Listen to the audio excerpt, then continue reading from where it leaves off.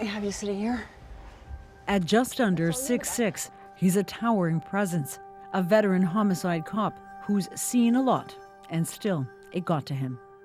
There's definitely a lot of highs and definitely a lot of lows emotionally. And when I talk about highs, you're finding that key piece of evidence.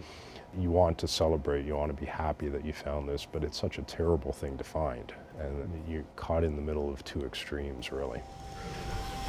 Now head of the largest homicide unit in the country, for a year Inspector Hank Idsinga was the face of an unprecedented investigation. It's a serial killer, alleged serial killer. One so grisly that when Crown prosecutors outlined it in court, their voices would break. Did it get to you the same way?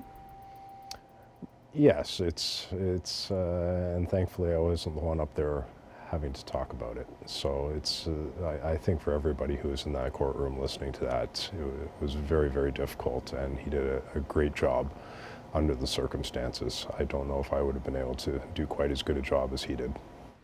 The details were gruesome. How McArthur strangled the men in his bedroom and his van, then took pictures of them using props, including a fur coat and hat, before finally dismembering them and hiding their remains in planters and in a ravine area. Idsinga had, of course, seen that all firsthand. You can see they're digging further up. But as he sat behind McArthur in court, what struck him too, how unaffected, how expressionless the convicted serial killer appeared. From the minute he shuffled in, keeping his head down, not acknowledging anyone in the gallery, you got nothing out of him whatsoever in the courtroom. And in conversations with him? In conversations with him, I can't discuss at this point in time what you get out of him in conversations. Would you characterize him as being cooperative or not? No. No confessions, but an admission to killing 8 men, a guilty plea that spared their families from evidence that Idsinga could barely stomach. How disturbing is the evidence?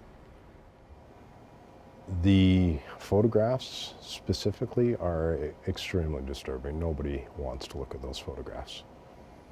I don't want to look at those photographs. I've seen the photographs. I can't imagine the reaction of any member of the families of some of these victims.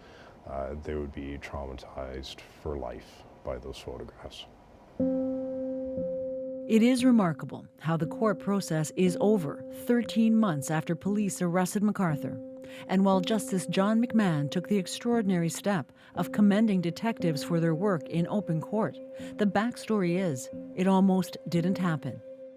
If not for this, a security camera video of McArthur's last known victim, Andrew Kinsman, getting into a red van, and a calendar entry Kinsman made with the name Bruce. Those 2 pieces of information led police to McArthur. If we hadn't located that surveillance video, I don't know that we would be here today. If he hadn't put that name in the calendar, if the friends hadn't reported him missing, if the initial responding officers hadn't done a video canvas. There's a lot of ifs.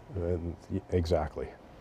It marked the end of nearly a decade of dead ends and frustrating what-ifs, and has led to calls from Toronto's grieving LGBTQ community especially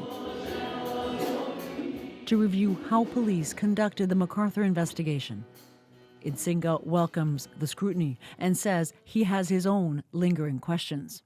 If I was to be given the opportunity, I think I'd really like to nail down a more historic timeline with him.